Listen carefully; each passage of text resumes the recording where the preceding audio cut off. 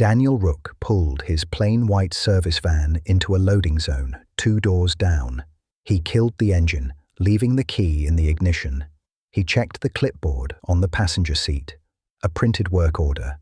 Inspection, 210 West 4th Street Suite 207. Security systems audit, 2 to 4 hour window. Access pre-authorized. He'd never seen the client. The request had come through a broker portal, clean and simple. His eyes went to the building facade. A mid-rise, pre-war construction, recently sandblasted. 3 external cameras, 1 over the main door, 2 covering the sidewalk. He noted the angle of each, calculating the dead zones. A 15-foot blind spot between a delivery alcove and a fire hydrant. He filed it away. He got out, wearing a dark polo and grey trousers, a leather tool bag slung over one shoulder. He looked like any other contractor on any other block. The main door was unlocked. He pushed it open. The lobby was cool and quiet. Marble floors, an empty security desk. A monitor on the desk showed 4 camera feeds, glowing softly. The chair was pushed back, a coffee mug half full beside the keyboard. Unattended, his eyes went to the ceiling. 2 camera domes. One had a steady red status LED. The other, over the elevator bank, was dark. No light at all. A malfunction or a dummy. He crossed to the digital visitor terminal mounted beside the elevators. The glass screen woke at his touch. He entered the contractor ID from his work order, CRS-8821, and watched the progress bar slide across. A badge slid from the slot with a soft mechanical click. Visitor, Systems, Audit, Access, Floors, 2, 3. The process was seamless. Authority issued cleanly, without delay or question. He took the badge and felt the weight of it settle in his hand. The ease of the transaction stayed with him. The second anomaly. He took the badge, clipped it to his collar, and walked to the elevator. He entered alone. The interior was pristine, enclosed, hushed. A camera dome watched from the upper corner. He pressed 2. The selection registered, the doors sealed, and the elevator lifted into motion. The hum of the machinery filled the space, steady and close. Halfway up, a sound reached him from above, a faint, precise click from the ceiling panel. It cut through the steady machinery with surgical clarity, the signature of a mechanical switch, a relay engaging.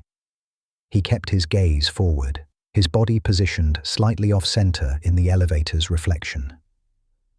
The doors opened on the second floor. The hallway stretched ahead of him, washed in cool light from recessed LED strips. As he stepped out of the elevator, sensors in the ceiling registered his movement.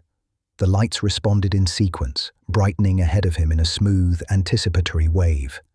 The illumination stayed with him, holding the corridor open from end to end. His passage remained fully lit. The third anomaly. Suite 207 waited at the far end. He swiped the keycard. A green light answered. The lock released with a muted thunk, precise and controlled. He pushed the door inward. Inside, the space rested in half light. Grey daylight filtered through closed blinds, flattening the room into soft planes of shadow. The HVAC system carried on at a steady, regulated hum, cooling the air to a clinical calm. The environment was already active, already prepared. The fourth anomaly. The office space had been stripped. No company logos, no framed prints.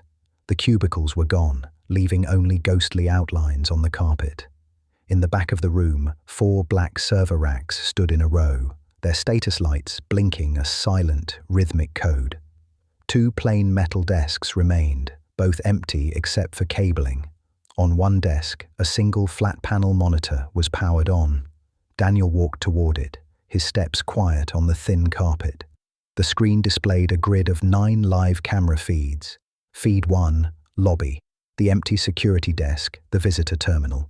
Feed 2, elevator, the empty car, the dark camera dome.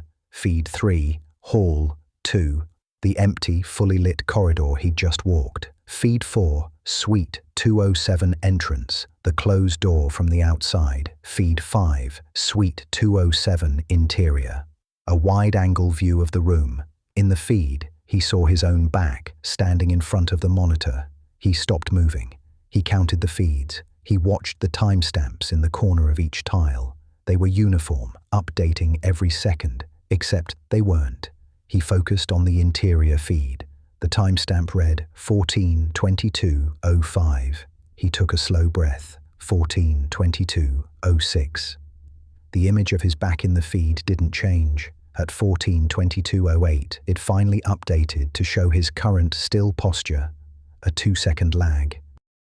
He stayed still at the console. The screen continued its quiet stream of data as his attention shifted upward, tracing the ceiling above the server racks. A ventilation grate sat between two panels. Along its lower edge, almost lost against the grey metal, ran a thin black fibre optic line, secured with narrow strips of tape. It fed inward, clean and deliberate, not part of the building's published infrastructure. A siphon threaded directly into the network's bloodstream. The blind spot resolved itself in his mind.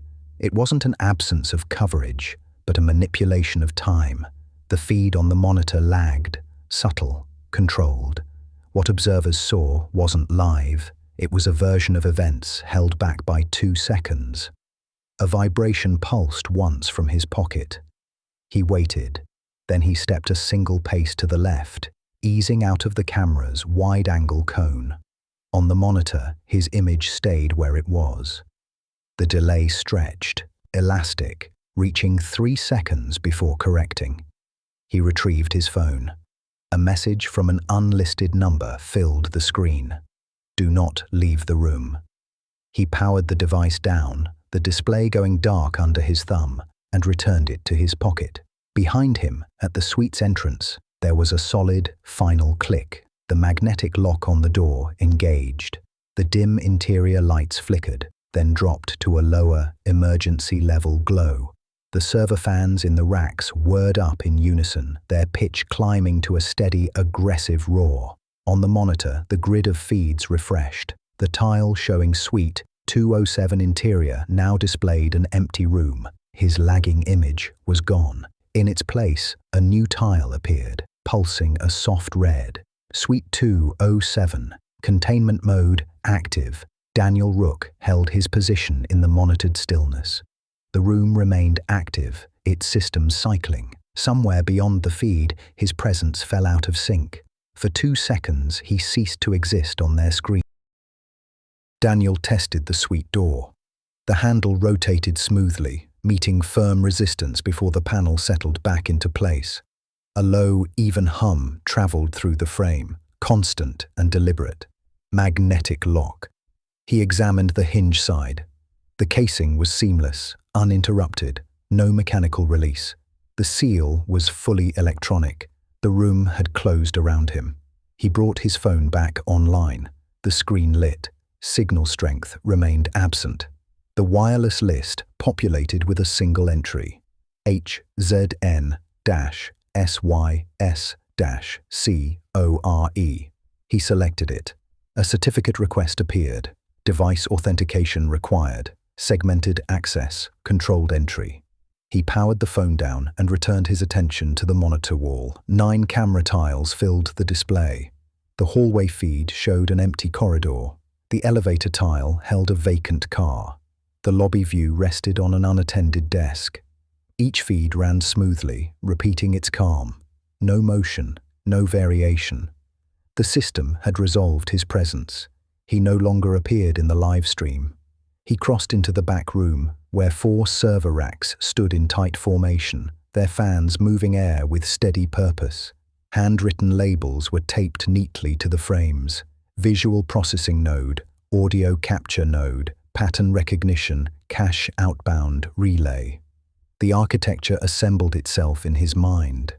This was a collection point, an interception layer, a listening post embedded inside the building's skin. A wall-mounted control tablet flickered to life. It displayed a simple countdown. Containment cycle. 2200 remaining. A soft shutdown window before escalation. He didn't touch it. He looked for a main breaker panel, found it on the side wall. He pulled the lever down. Half the lights went out. The 4 server racks stayed lit, their status LEDs undisturbed. A redundant battery system. The door lock remained engaged. On the control tablet, the timer jumped. 2030. The system punished tampering. He heard footsteps outside the suite door. 2 muffled voices. Feed still shows empty. Temperature normal. Hold pattern. Wait for the cycle. The footsteps receded. The operators trusted the loop. A moment later, a different door at the far end of the inner corridor opened, a service entrance. A single technician walked in, eyes on a tablet in his hands, no weapon visible. Daniel was already out of the camera's main angle. He moved as the man passed, stepping silently behind him.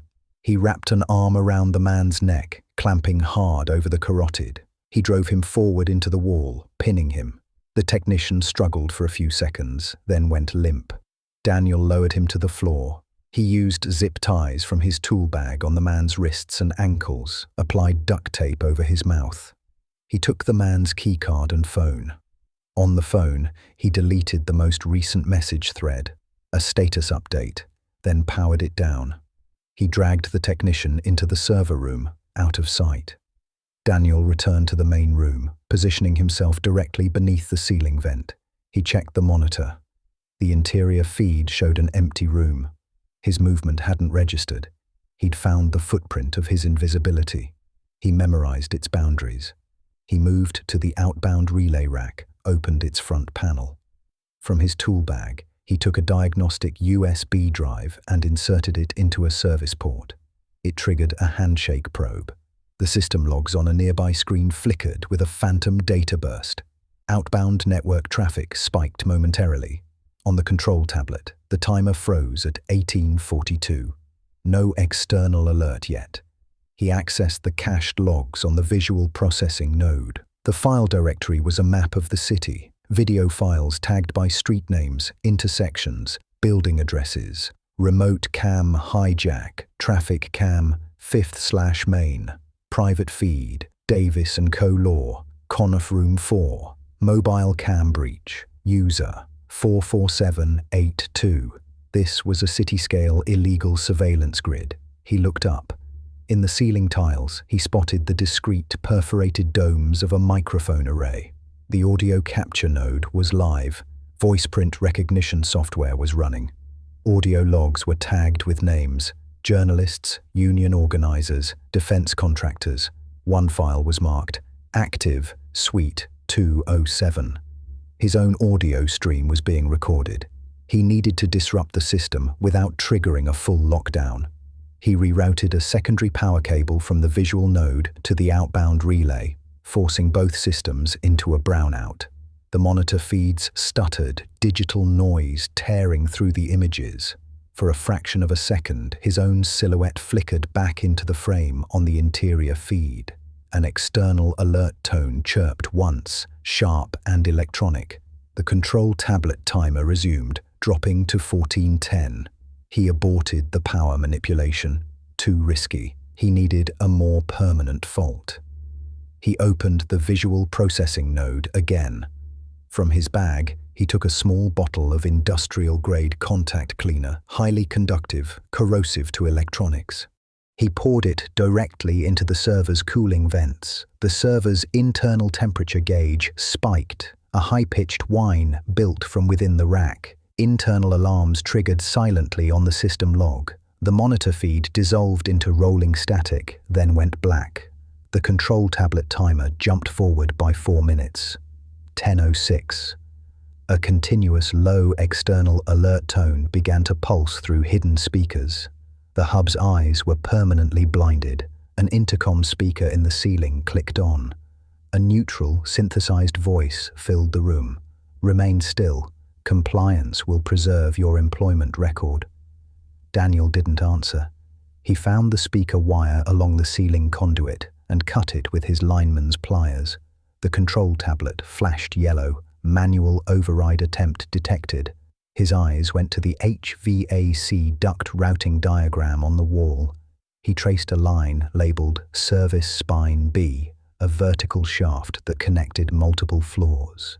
The mounting screws on the access panel were non-standard, recently replaced. Someone had modified this duct for cable routing, a physical breach route. The suite door exploded inward. 2 operators breached. The first entered in a low crouch, weapon up. The second covered from the hallway. Daniel was ready.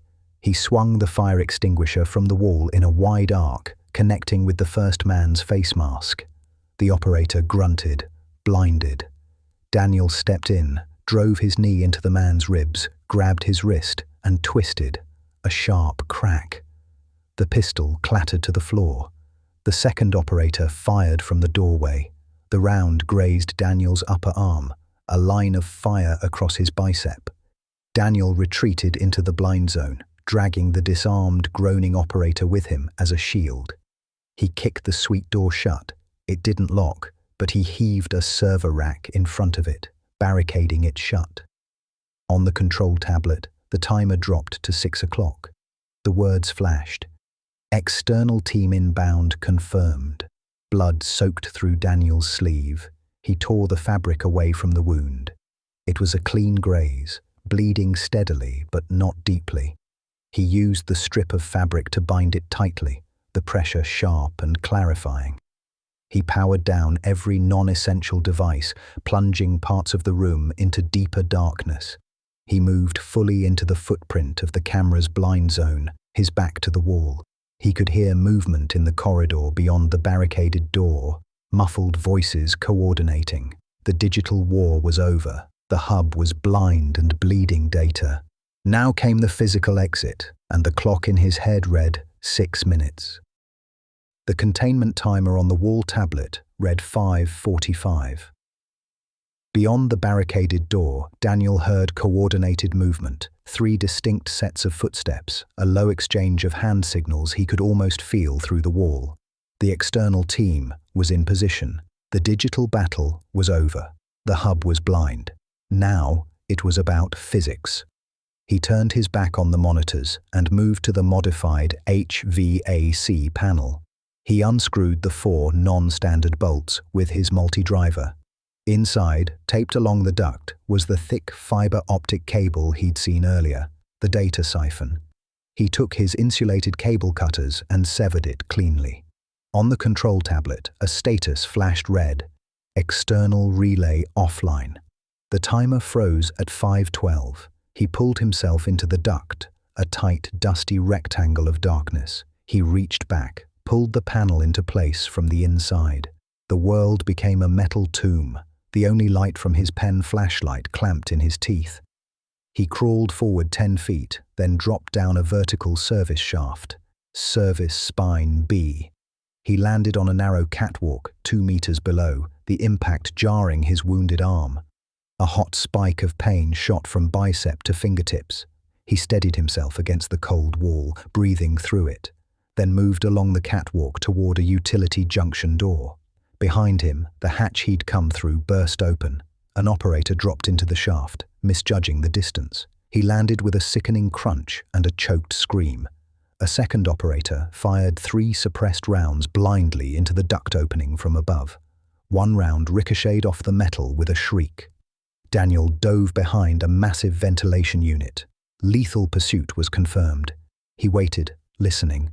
One set of cautious footsteps advanced along the catwalk. As the operator rounded the corner of the machinery, weapon leading, Daniel struck from the operator's blind side. He drove the man face first into the metal frame, wrapped an arm around his neck, and delivered a short, sharp elbow strike to the jaw. The man sagged. Daniel caught the slumping body, lowered it silently. He took the man's compact carbine, checked the magazine, half full, and kept it low against his leg.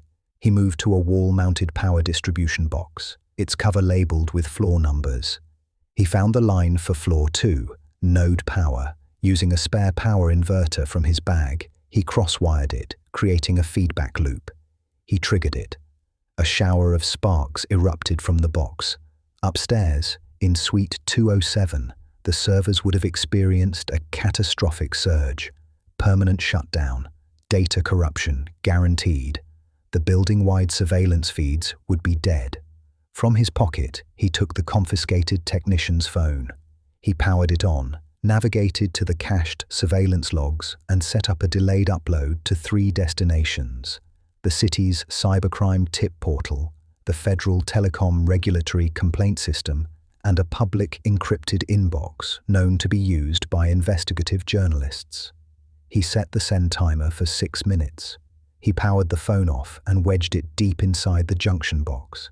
He found the door to the utility stairwell, unlocked it with the technician's keycard, and slipped inside. He stripped off his bloodied maintenance jacket, leaving him in a plain grey undershirt. He smeared dust and hydraulic grease from a pipe onto his face and arms. He mussed his hair. He was no longer an auditor.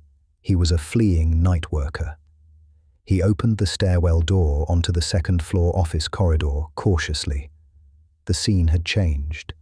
The building's genuine fire alarm was now blaring, a deeper, louder klaxon than the hub's electronic pulse. Lights flickered. A panicked automated voice echoed. "Electrical fault detected. Please evacuate." Office doors flew open. Confused employees streamed into the hall, heading for the stairs. Daniel merged into the crowd, keeping his injured arm tight to his body, his head down. On the 4th-floor landing, a man in a dark suit broke from the flow, moving against the current. The field team lead. Their eyes met. Recognition flashed in the lead's eyes. His hand went inside his jacket. Daniel didn't let him clear leather. He threw his pocket flashlight into the man's face. The lead flinched. Daniel closed the distance in 2 steps, drove his forehead into the bridge of the man's nose, heard the cartilage crunch. He grabbed the wrist holding the pistol, twisted, and yanked the weapon free. He shoved the stumbling man down the half-flight of concrete stairs and kept moving, disappearing into the next wave of evacuees. He didn't look back. He spilled out onto the sidewalk with the crowd. The cold night air was a shock. Fire trucks and police cars screamed to a halt, strobes painting the building in frantic blue and red. He walked 2 blocks without hurrying, turned into a service alley. He shed the greasy undershirt, pulled a dark hoodie from his backpack, and put it on. He dropped the carbine and the stolen pistol down a storm drain. The bleeding in his arm had slowed to a stubborn seep.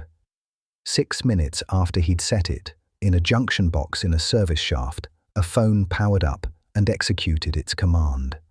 A compressed data package containing logs of illegal surveillance, camera hijacks, and voice print targets uploaded to 3 separate public systems. The invisible grid was now exposed to daylight. Daniel reached his van 3 blocks away. He sat in the driver's seat, wrapped his arm tighter with a fresh bandage from his kit, and started the engine. He checked the rearview mirror once. He did not watch the building. His personal phone, powered on for navigation, buzzed. A text from an unknown number. Containment failed. He deleted the message. He powered the phone off, removed the battery. He drove into the anonymous flow of late-night traffic. He parked in a 24-hour big-box store lot 3 miles away. He changed his license plates with practice speed from a set in a locked box. He disposed of the bloodied clothing in a construction dumpster. In a gas station restroom, he cleaned the graze wound with antiseptic wipes and applied a proper, sterile dressing. By morning, the story would belong to the city. Headlines would break with the discovery of a concealed surveillance hub and the opening of a federal inquiry. Names would circulate, diagrams would be drawn. The machinery that had operated in silence was exposed, its pathways severed, its reach collapsed into record and investigation. Daniel Rook returned to his van. The driver's seat took his weight. The ache in his arm surfaced fully now, followed by the dull fatigue in his shoulders and hands. His body registered the night's work with clinical honesty. Beneath it all, he sensed the aftertone of correction, a system that had drifted, faulted, and been forced back into alignment. He started the engine. The van idled. The city moved on. He drove east, leaving the city's glow in the rearview mirror before the first hint of sunrise touched the sky.